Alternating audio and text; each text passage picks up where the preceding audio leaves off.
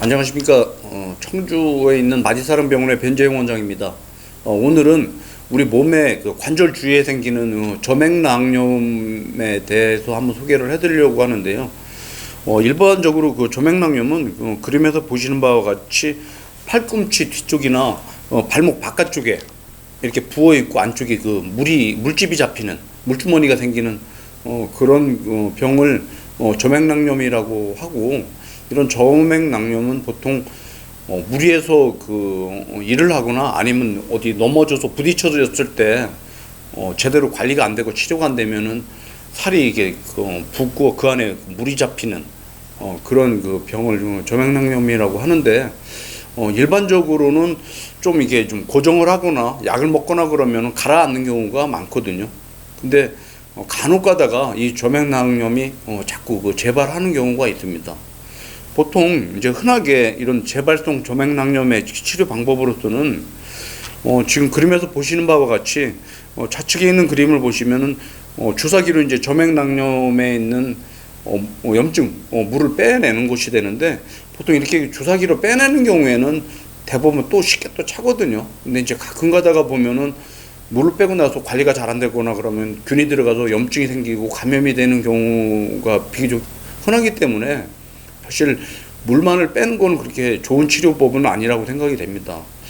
이제 간혹 수술적인 치료도 하게 되는데, 대부분 아마 절개를 이용해서 칼로 째가지고 염증 조직을 제거하고 다시 이제 절개한 부위를 다시 꼬매는, 봉합을 하는 그런 일반적인 점액낭염 제거술을 하게 되는데, 오른쪽에 보이는 게 일반적인 점액낭염에 대한 절개를 이용한 수술법입니다. 이 환자 같은 경우에는 팔꿈치에 점액낭염에 대한 제거술을 시행하면서 촬영한 사진이 되겠고요.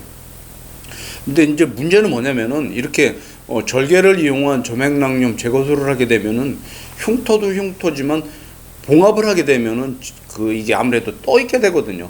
속살하고 겉에 피부가. 그렇게 되면은 쉽게 재발하는 경우가 있고, 염증이 생겨서 이게 진물도 나오고 그러는 경우가 있습니다. 저도 과거에 이런 경험이 있었고, 이걸 해결하기 위한 그 방법으로서 제가 이제 주로 전공으로 삼고 있는 관절경을 이용한 수술법을 개발을 하게 되었고요. 이 수술은 이제 관절에 대한 수술은 아니니까 보통 이제 내시경 수술이라고 이해하면 될 것 같아요.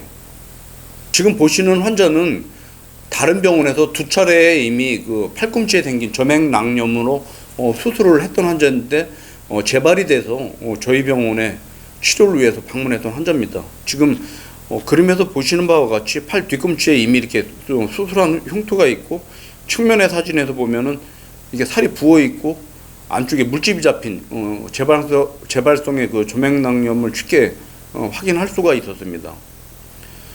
지금 보시는 사진은 수술을 하기 전에 이제 점액낭염의 크기나 깊이 정도를 알기 위해서 촬영한 MR 검사가 되는데, 원안에 하얗게 보이는 부위가 점액낭염 안에 만들어진 물주머니가 되거든요. 대부분 이런 이제 물주머니 안에는 그냥 물만 차 있는 게 아니고 속살이 빨갛게 염증이 생기면서 안에 이제 무리하면은 물이 더 차고 염증을 인한 통증도 생기고 그런 병이 점액낭염이 되겠습니다. 이 환자는 저희 병원에서 내시경을 이용한 점액낭염을 수술을 했고요. 수술하는 과정을 보시면은 지금 영상은 제거하기 전에, 염증을 제거하기 전에 빨갛게 염증살들이 자라있는 것을 볼 수가 있고요. 지금 보시는 것은 내시경을 이용해서 염증 조직들을 제거하는 영상이 되는데, 점액낭염 수술에서 중요한 것은 모든 구석구석에 있는 염증 조직을 다 제거를 하는 것인데, 그 염증 조직을 제거하는데 내시경을 이용한 수술은 상당히 효과적이라고 저는 보고 있습니다. 지금 보시는 것은 염증 조직을 다 제거하고 난 사진이 되는데, 이후에 그냥 둘 수는 없고요.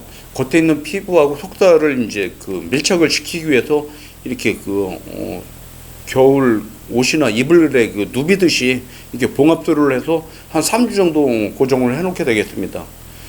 그 이후에 이제 실밥은 제거를 하게 되겠고요. 지금 보시는 것은 수술하기 전과 수술 후에 MR 사진이 되는데, 좌측에 수술하기 전에 이게 물주머니가 있었다면 오른쪽에는 물주머니가 없이 이게 제거가 된 것을 확인할 수가 있고요. 앞서 말씀드렸던 환자를 수술 후에 4주 후에 촬영한 사진인데 수술 전에 있던 물주머니가 깨끗하게 없어진 것을 볼 수가 있습니다. 지금 보시는 것은 측면 사진이고요. 좌측에 있는 수술 전 저맥낭염으로 인해서 부어져 있는 것이 수술 후에 말끔히 없어진 것을 보실 수가 있습니다. 우리 몸에 저맥낭염은 흔하게 발목이나 아니면 이쪽 고관절의 외측이나 아니면 팔꿈치에 흔하게 생길 수 있는 병이고요. 보통 이제 어디 부딪히거나 뭐 무리해서 일을 했을 때 일반적으로 생길 수 있는데 초기에 적절하게 치료를 하면은 비수술적인 치료로도 효과를 볼 수 있지만은 이게 만성적으로 가고 자꾸 재발이 되는 경우는 수술을 하게 되는데 절개를 이용하게 되면은 재발의 가능성이 높고 저희 병원에서 시행하고 있는 내시경을 이용한 저맥낭염 제거술이 효과적인 수술법이라고 생각이 들어서 오늘 이렇게 소개를 시켜드립니다. 감사합니다.